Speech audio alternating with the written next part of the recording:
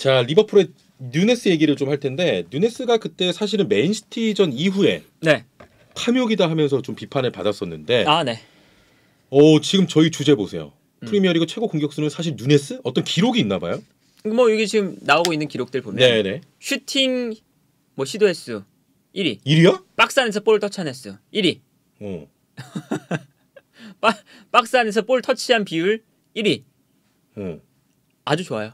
좋네요. 요런데 비판을 많이 받는다는 건 이거 어쨌든 누네스한테도 문제가 있다는 거긴 한데 네네. 어쨌든 요런 기록들을 보면 누네스가 나쁘진 않네. 수치로 봤을 때는 나쁜 수치가 아니라 오히려 좋은 수치인 상황이고. 그리고 실제로 오늘 새벽에 있었던 경기가 잘했어요. 잘했죠. 누네스가. 네.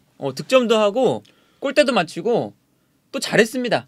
잘했습니다. 그러니까 이제 결승골도 넣고 그렇죠. 예. 그러니까 누네스가 점점 더 뭐 적응을 하는 것이 아니냐. 혹은 이제 누네스가 이거 생각보다 나쁜 선수는 아니구나. 라는 이제 생각이 좀 들 수도 있는 건데 요 선수는 자신의 장단점이 명확해요. 이 선수가 벤피카에 있을 때도 막 엄청나게 막 유연하고 혼자서 경기를 막 마무리 짓고 이런 유형의 선수는 절대 아니었습니다. 이 선수의 장점은 저돌적으로 뛰어들어가서 수비 벗기는 거 보면 득점 만들기. 네네. 그게 이제 장점이었어요. 그래서 맨시티전에서도 사실 그 탐욕이라고 하지만 탐욕 전까지의 장면은 사실 수비 한 명 까고 그렇죠. 사실상 누네스가 만든 거거든요. 그 전 장면까지는 마무리가 좀 그래서 그렇지. 그리고 어제도 마찬가지예요. 어제도 누네스가 득점을 했지만 골대도 맞췄지만 수많은 찬스가 있었습니다. 네네. 그 수많은 찬스를 누네스가 만들었어요. 근데 만들어서 결정을 못 지었습니다. 그렇습니다. 그러니까 이제 이런 수치가 나오는 거죠. 슈팅 많이 가져갔고 그리고 박스 안에서 볼 터치 많다는 이유는 박스 안으로 잘 들어갔다는 소리죠. 네네. 결국엔 박스 안으로 잘 들어갔고 그러니까 이런 걸 생각하면 누네스가 마무리 전까지의 단계가 꽤나 좋아요. 그러니까 저돌적인 것과 투박함이 좀 공존하는 선수 같습니다. 그쵸? 장단점이 이제 명확한 선수인데. 그리고 이제 어제 또 기록이 뭐냐? 엄청 빠르더만. 누네스가 지난 시즌 프리미어리그의 최고 속도 탑스피드 기록을 갱신했습니다. 네네. 지난 시즌의 탑스피드가 리디거 36.7 네. 이제 킬로파워거든요. 근데 누네스가 어제 경기에서 최고 속도가 38이요? 38. 그러니까 이 선수가 그 스피드적인 측면 지난 시즌의 챔피언스리그에서도 누네스가 엄청 빠른 축에 속했고요. 지난 시즌 챔피언스리그 속도로 따지면 리디거랑 거의 비슷했어요. 그러니까 이 선수가 키가 크고 막 그러지만 이 선수의 장점은 뭐 떨어뜨려주는 플레이 이런 게 아니라 뭐 몸싸움 이런 게 아니라 빠른 게 장점이에요. 빠른 게. 그러다 보니까 이제 빠르게 뛰어들어가는 걸 잘하고 그러다 보니까 뭐 맨시티전에서 득점 나오고 이런 거거든요. 근데 이 선수가 아마 제 생각에는 조금씩 더 잘할 가능성이 있습니다. 특히나 월드컵 전까지. 왜 그렇게 생각하냐?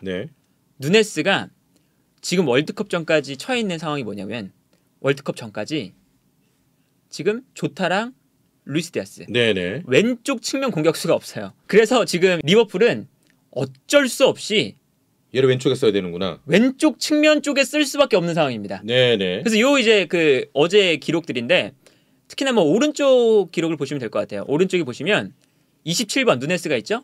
근데 누네스의 왼쪽에 텅 비어 있죠. 원래 이제 저 28번의 카르발류가 사실 왼쪽 측면 공격수로 나왔는데 왼쪽 측면 공격수라기보다는 사실 중앙 미드필더에 가까운 선수라서 중앙으로 많이 들어오고 대신에 누네스가 저 왼쪽으로 나갔어요. 그리고 피르미누가 살짝 내려오죠. 그리고 살라가 올라가죠. 그러니까 이게 오히려 디아스랑 조타가 부상을 당하니까 이제 쓸 수 있는 공격수가 누네스, 피르미누, 살라다. 근데 놓고 보니까 아니 누네스랑 피르미누는 중앙 공격수니까 왼쪽 공격수가 없네?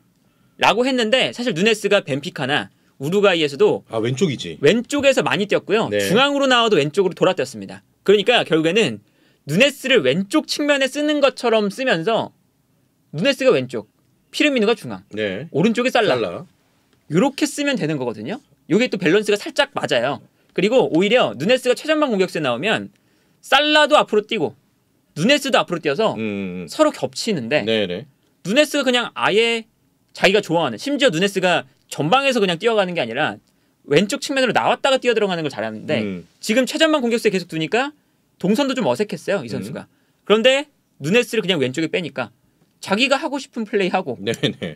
살라도 누네스가 없으니까 오히려 이제 피르미누랑 더 잘 맞고 이게 좀 윈윈처럼 되고 있다. 오히려 지금 왼쪽 공격수가 좀 부상인 게 누네스에게는 오히려 득이 될 수 있겠고. 그렇죠. 그 얘기는 월드컵 전까지 이 선수들이 지금 부상 회복이 어려우니까 네. 월드컵 직전에 왼쪽에서 뛰면서 살아날 수 있다 그 말씀인 거네요. 그렇죠. 그래서 누네스가 지난 그 맨시티전에도 생각해 보면 맨시티전에서 뭐 조타도 부상당하고 하면서 왼쪽으로 나왔죠. 네네. 그러니까 왼쪽 라인에서 사실 그 찬스가 그때 찬스 많이 만들긴 했어. 다 왼쪽에서 나왔어요. 네. 그러니까 얘는 이 선수는 왼쪽 라인에서 빠르게 뛰어 들어가는 걸 잘합니다. 네네. 근데 그러한 역할을 지금까지 잘 안 줬었고 그러다 보니까 살라랑도 안 맞고 그랬는데 그냥 오히려 지금 이제 왼쪽 측면 공격수가 또 마침 없으니 이때 누네스를 왼쪽으로 사용하면서 오히려 새로운 공격 방법을 찾을 수가 있다. 그렇죠. 어쩔 수 없이 지금 왼쪽에 서야 되긴 하지만 누네스는 선호하는 게 왼쪽이니까. 그렇죠.